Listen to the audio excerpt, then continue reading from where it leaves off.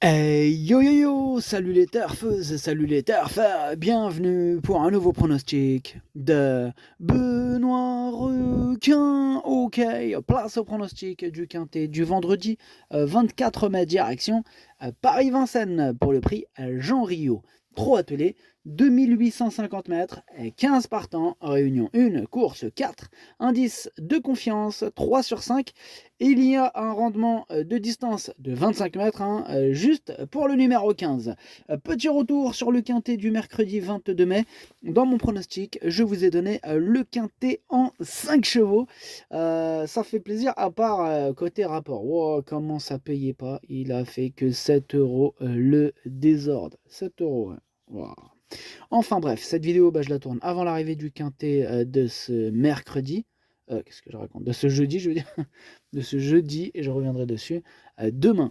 Ok, c'est parti, on commence le pronostic et on commence avec le numéro 1, Enduro, et on écoute l'entraîneur Mathieu Varin.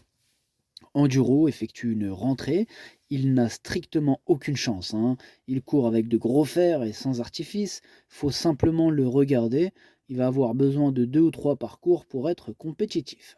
Bon, vous avez entendu l'entraîneur, ce numéro 1, on peut le rayer sans risque, et d'ailleurs c'est ce que je fais, je le raye. On passe au numéro 2, Jericho, et on écoute Vincent Martens. Jericho s'est retrouvé rapidement enfermé avec son numéro 1 à Copenhague. Cette course lui aura fait du bien malgré tout. Le matin, il est très bien à l'entraînement. Ici, il affronte ses aînés, mais il est capable de rivaliser. Logiquement, il a sa place parmi les 5 premiers. Ouais, logiquement, en tout cas, en toute logique, moi je le retiens, ce numéro 2, et je le mets à la 6e place. On passe au numéro 3, Jasper Descharmes, et on écoute Jean-Michel Bazir. Jasper Descharmes, il est bien, je continue à l'atteler avec lui. Cette course va lui être bénéfique avant de retourner avec ceux de sa génération. Bon là, il évoluera ferré, ce sera très compliqué.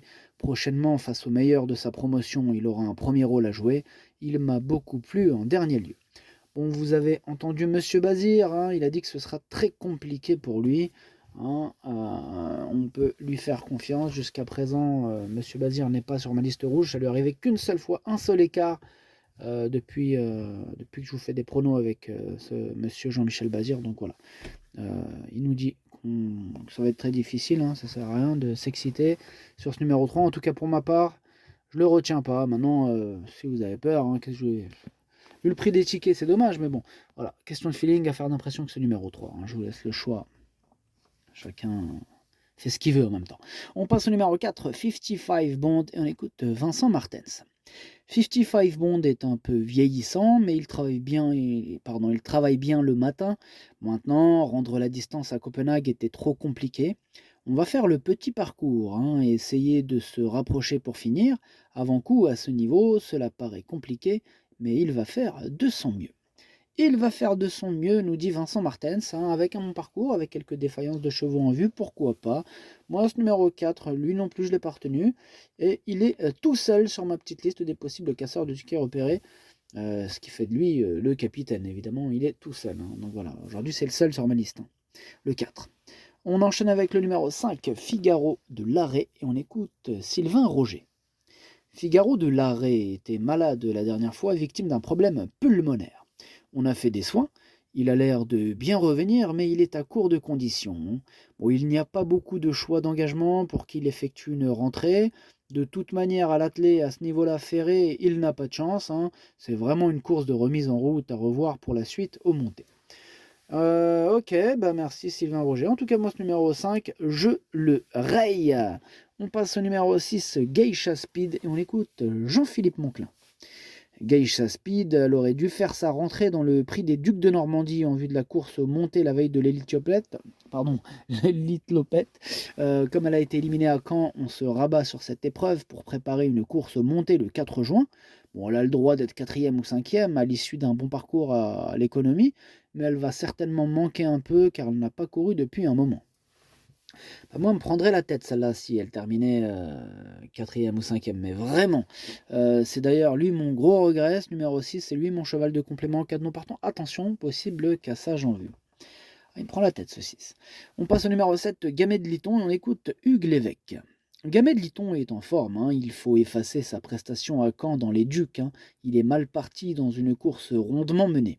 C'était impossible de revenir, il paraît être resté très bien de condition.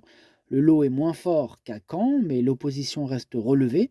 Cela dit, il a fait ses preuves à ce niveau et ici, il doit être capable de jouer un rôle actif à l'arrivée.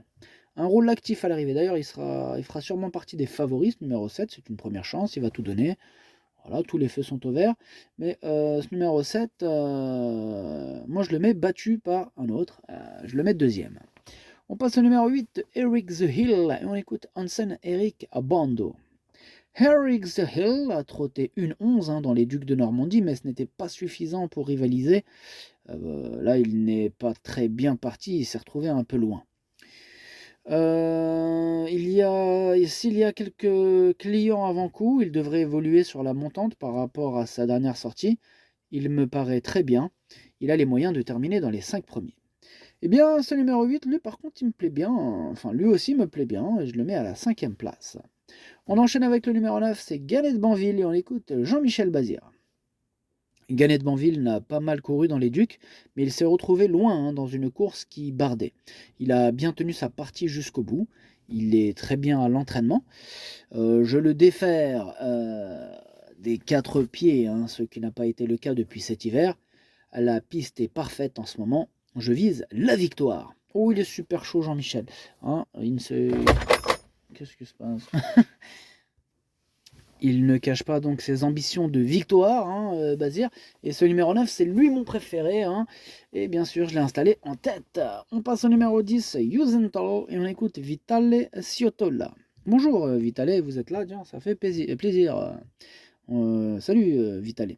Si, ciao. Yuzental, il a bien gagné l'avant-dernière fois, puis il n'a pas bien couru. Il y avait quelque chose qui n'allait pas et il a eu un mauvais parcours. Oui, pas très bon parcours. Et ici, c'est une belle course. Je pense qu'il est resté bien, mais il a besoin d'un dos. Il a besoin d'un dos. S'il a un bon parcours, j'espère qu'il sera à l'arrivée. Ouais, ben j'espère aussi, hein, parce que moi je l'ai mis assez haut dans ce numéro 10, donc j'espère qu'il a intérêt à arriver ton numéro 10, Vital Desiotto là. Je le mets quatrième et j'y crois. On passe au numéro 11, Firecracker, et on écoute Marc-André Beauvais. Firecracker, il a repris un peu de morale, ayant pu bénéficier de courses un peu moins difficiles en Suisse. Bon, il est monté en condition là-dessus. Bon, à partir de là, on vient retenter le coup à Vincennes hein, pour voir s'il a toujours l'envie et le potentiel hein, pour réussir à ce niveau. Bon, on va sans doute être un peu moins offensif qu'il l'a été par le passé. Bon, s'il était 5e ou 6e, nous serions contents.